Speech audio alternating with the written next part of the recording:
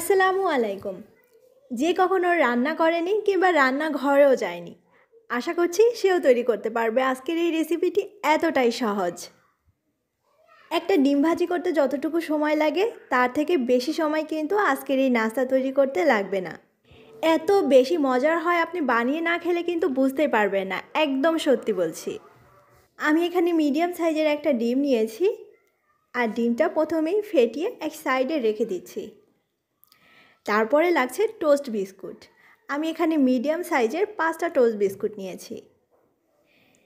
তারপরে একটা বাটিতে নিয়ে নিয়েছি মিডিয়াম সাইজের একটা পেঁয়াজ কুচি, খুব ভালো করে মিহি করে কুচি করে নিয়েছি। তারপরে দিয়েছি কাঁচামরিচ কুচি, ছোট সাইজের একটা টমেটোর অর্ধেকটা আছে এখানে কুচি করে কেটে নিয়েছি, আর পছন্দ মতো আছে ধনিয়া পাতা কুচি। সামান্য পরিমাণে হলুদ গুঁড়ো দিচ্ছি, এই চিমটি পরিমাণ হবে, আর সেই সাথে সামান্য পরিমাণে গোলমরিচের গুঁড়ো। এক্সট্রা ঝালের জন্য দিয়েছি এখানে আমি একটু চিলি ফ্লেক্স, তবে পছন্দ না হলে বাদ দিতে পারবেন। আমি এখানে আর কোনো মশলাই দিব না, এটা এমনিতে খেতে অনেক বেশি মজার হয়, তবে আপনি চাইলে আপনার পছন্দ মতো মশলা অ্যাড করতেও পারেন। আমি এখানে লবণ দিয়েছি 1/4 চা চামচ, অথবা স্বাদ মতো দিবেন, তবে এই পরিমাণ লবণে টেস্টটা একদমই পারফেক্ট ছিল। তারপরে হাতের সাহায্যে একটু ডলে মাখিয়ে নিচ্ছি, এতে করে পেঁয়াজটা নরম হয়ে যাবে এবং সব কিছু একসাথে ভালোভাবে মিশে যাবে।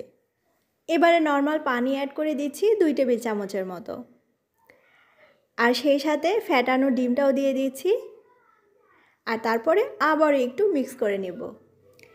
টোস্ট বিস্কুট যতটা সম্ভব একটা ছড়ানো পাত্রে নেওয়ার চেষ্টা করবেন।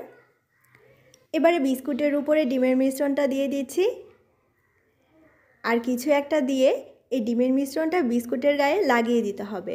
আমি কাঁটা চামচের সাহায্যে করছি, আপনি হাতের সাহায্যেও করতে পারেন, আপনার যেভাবে সুবিধা হয়। তারপরে 5-7 মিনিটের মতো রেস্টে রেখে দিচ্ছি, আর মাঝে একবার আমি এভাবে করে চামচের সাহায্যে উল্টে দিয়েছি। এই কাজটা আপনি হাতের সাহায্যেও করতে পারেন। 5-7 মিনিট পরে আপনি দেখবেন ডিমের যে মিশ্রণটা ছিল, অর্থাৎ যে লিকুইড ভাবটা ছিল, এটা এই বিস্কুটের গায়ে খুব ভালোভাবে ঢুকে যাবে। বিস্কুট অনেকটাই নরম হয়ে যাবে এবং সেই সাথে অনেকটাই ফুলে যাবে। এবারে চলে যাচ্ছি চুলাতে। একটা প্যান বসিয়ে দিয়েছি চুলায়, আর তার মধ্যে দিয়ে দিয়েছি 2 টেবিল চামচ সরিষার তেল। আমি রেগুলার সরিষার তেল খাই, তাই এখানে সরিষার তেল দিয়েছি। আপনি চাইলে ঘি, বাটার অথবা সয়াবিন তেলও দিতে পারেন, আপনার যেটা ইচ্ছা। তেল হালকা গরম করে নিয়ে তারপরে একটা একটা করে দিয়ে দিচ্ছি। বাটিতে যে পেঁয়াজ মরিচের বাড়তি অংশটুকু ছিল, এটুকু আমি এই বিস্কুটের উপর দিয়ে এভাবে করে দিয়ে দিয়েছি। এবারে অল্প আছে উল্টে পাল্টে ভেজে নিতে হবে। একটা ডিম ভাজি হতে যতটুকু সময় লাগে ঠিক ততটুকুই, আর তেলও কিন্তু এখানে বেশি লাগবে না। একটা ডিম ভাজি করার জন্য আমরা সাধারণত যতটুকু তেল দিই ঠিক ততটুকু তেলই যথেষ্ট।